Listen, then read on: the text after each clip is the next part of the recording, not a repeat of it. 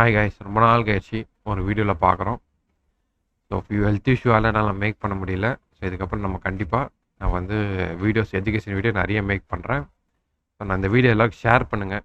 So நம்ம friends and family எல்லோரும் share பண்ணி பார்க்க சொல்லுங்கள். இன்றைக்கி ரொம்ப ரொம்ப முக்கியமான வீடியோ, யாரும் ஸ்கிப் பண்ண வேண்டாம். சரிங்களா? இந்த மாதிரி ஒரு வீடியோவை நீங்கள் எங்கேயுமே பார்க்க முடியாது யூடியூப்பில். அதாவது ஃப்ரைடே மார்க்கெட்டில் எப்படி வந்து நம்ம ட்ரேட் பண்ணலாம், ஃப்ரைடே மார்க்கெட்டில் நம்ம சைக்காலஜி எப்படி வச்சுக்கலாம். ஏன்னா ஒரு ஒரு நாளும் ஒரு ஒரு சைக்காலஜி இருக்குது.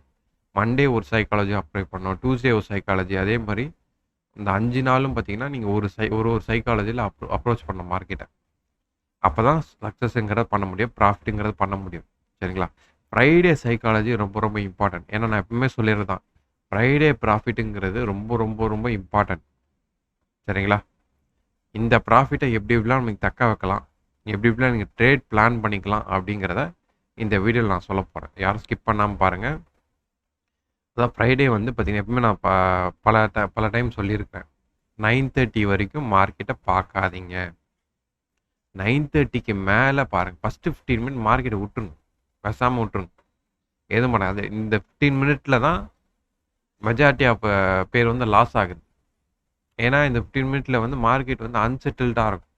ஸோ ட்ரெண்டு வந்து என்ன பண்ணுதுங்கிறதே தெரியாது. நம்ம என்ன பண்ணணும், என்ன ட்ரெண்டு போகணும், என்ன ட்ரெண்டு வரணும் அப்படிங்கிறதே தெரியாது. அப்படின்னு இருக்கும்போது அது வந்து ட்ரெண்டு கன்ஃபியூஷன் இருக்கும். அதனால் இந்த 15 மினிட் விட்டுட்டு 9:30க்கு மார்க்கெட் அப்ரோச் பண்ணுங்கள். எல்லா நாளும் நான் சொல்கிறேன், நான் 9:30க்கு வரீங்க. சரிங்களா? 9:30க்கு வந்து மார்க்கெட்டை ஃப்ரைடே மார்க்கெட்டில் பார்க்குறீங்க. எப்பவுமே வந்து ஃப்ரைடே மார்க்கெட் பொறுத்த வரைக்கும் ஒரு 9:30க்கு மேலே ஒரு சின்ன மொமெண்டம் கொடுக்கும். ஒரு 10 to 15 பாயிண்ட்டுக்கான மொமெண்டம் கிடைக்கும். எந்த ஒரு டைரக்ஷனாக இருக்கலாம், அப் சைடாக இருக்கலாம், இல்லை டவுன் சைடாக இருக்கலாம். அது உங்கள் ஸ்ட்ராட்டஜி, உங்கள் சைக்காலஜி எப்படி வருதுங்கிறத பாருங்கள். ஒரு 9:30க்கு மேலே ஒரு நல்ல ஒரு upside or down side momentum Friday மார்க்கெட்டில் கொடுக்கும். 10 to 15 பாயிண்ட் மொமெண்டம் கிடைக்கும். அதுக்கப்புறம் பார்த்தீங்கன்னா அது வந்து ஒரு 5 பாயிண்ட் மார்க்கெட் போகிறது ரொம்ப ஸ்ட்ரகிள் பண்ணும். நிறைய பேர் நோட் பண்ணியிருப்பீங்க, ஏன்னா ஒரு 5 பாயிண்ட் 3 பாயிண்ட் மொமெண்டம் ஆகுது, அதுக்குள்ளே ரிஜெக்ஷன் ரீடெஸ்ட் பண்ணுறானே அப்படின்னு பார்ப்பீங்க. சரிங்களா? அதுதான் ஃப்ரைடே மார்க்கெட். அதுக்கப்புறம் பார்த்தீங்கன்னா ஒரு 3 to 5 பாயிண்ட் மூவ் பண்ணுறதே மார்க்கெட் கஷ்டப்படும். ஸோ இதில் வந்து கம்மி லாட்டில் பண்ணுறவங்க எல்லாரும் பார்த்தீங்கன்னா மினிமல் ஒரு 15 பாயிண்டாவது பிடிக்கணும், 10 to 15 பாயிண்டாவது பிடிக்கணும். ஸோ 2-3 பாயிண்டில் வந்து புரோக்கரேஜே சரியாக போயிடும். புரியுதுங்களா?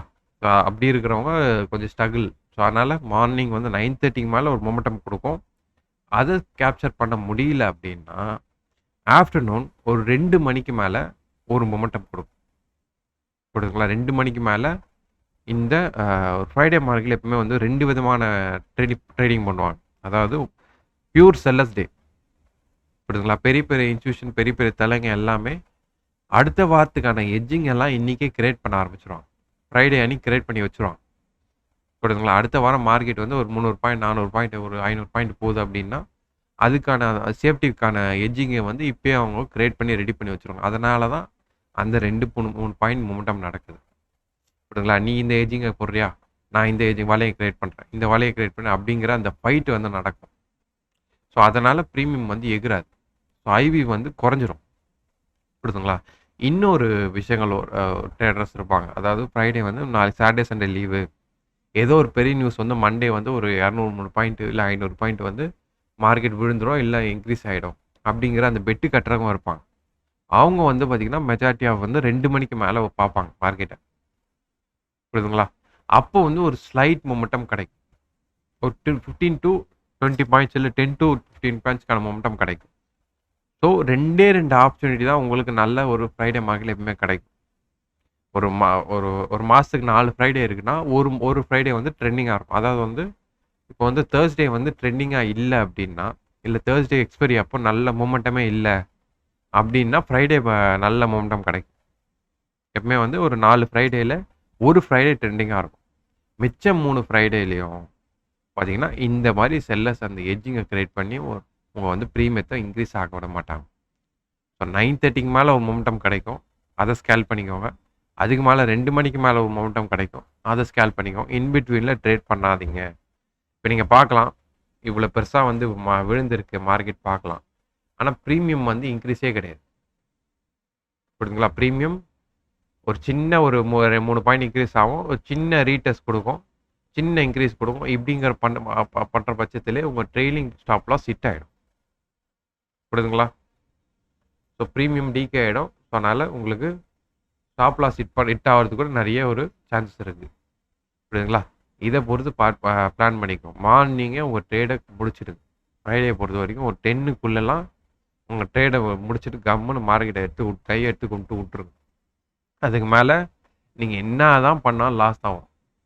நீங்க என்ன சூப்பர் ஸ்ட்ராட்டஜி வந்து வச்சு மார்க்கெட் நான் ட்ரேட் பண்ண போறேன், இது பண்ண போறேன் அப்படின்னா லாஸ் தான் வரும். இதான் ரியாலிட்டி. சரிங்களா?